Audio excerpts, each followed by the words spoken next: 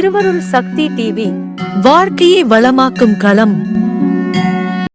வாஸ்து சாஸ்திரம் படி சூரிய அஸ்தமனத்தின் போது எதிர்மறை சக்திகள் செயல்படுகின்றன. எனவே இந்த காலகட்டத்தில் சில விஷயங்களையும் செய்யக்கூடாது.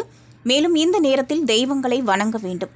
இப்படி செய்தால் எதிர்மறை சக்திகளின் தாக்கம் இருக்காது. எனவே மாலை நேரத்தில் எந்தெந்த விஷயங்களை செய்யக்கூடாது என்பதை இந்த பதிவில் தெரிந்து கொள்வோம்.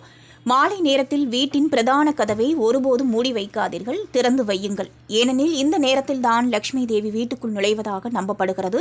இத்தகைய சூழலில் கதவை மூடி வைத்திருந்தால் லட்சுமி தேவி வீட்டில் வருவது தடுக்கப்படும் மற்றும் இதனால் வீட்டில் வறுமை வரும். மாலையில் துளசி செடியின் கீழ் தீபம் ஏற்றினால் மிகவும் புண்ணியமாக கருதப்படுகிறது. ஆனால் இந்த நேரத்தில் தவறுதலாக கூட துளசி செடியை தொடாதீர்கள். மீறினால் லட்சுமி தேவி கோபப்படுவார். மாலை நேரத்தில் யாருக்கும் பூண்டு, வெங்காயம், புளி, உப்பு, ஊசி ஆகியவற்றை கொடுக்கக்கூடாது. மாலையில் பிச்சைக்காரனை வெறும் கையுடன் ஒருபோதும் திருப்பி அனுப்பாதீர்கள்.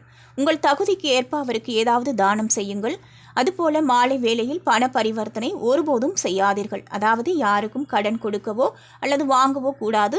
முக்கியமாக இந்த நேரத்தில் கடன் கொடுத்தால் கொடுத்த பணம் திரும்ப கிடைக்காது என்று நம்பப்படுகிறது.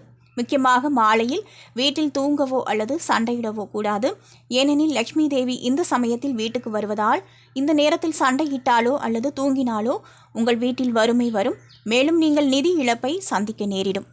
திருவருள் சக்தி டிவியை லைக் பண்ணுங்க, சப்ஸ்கிரைப் அண்ட் பெல் பட்டனை கிளிக் பண்ணுங்க.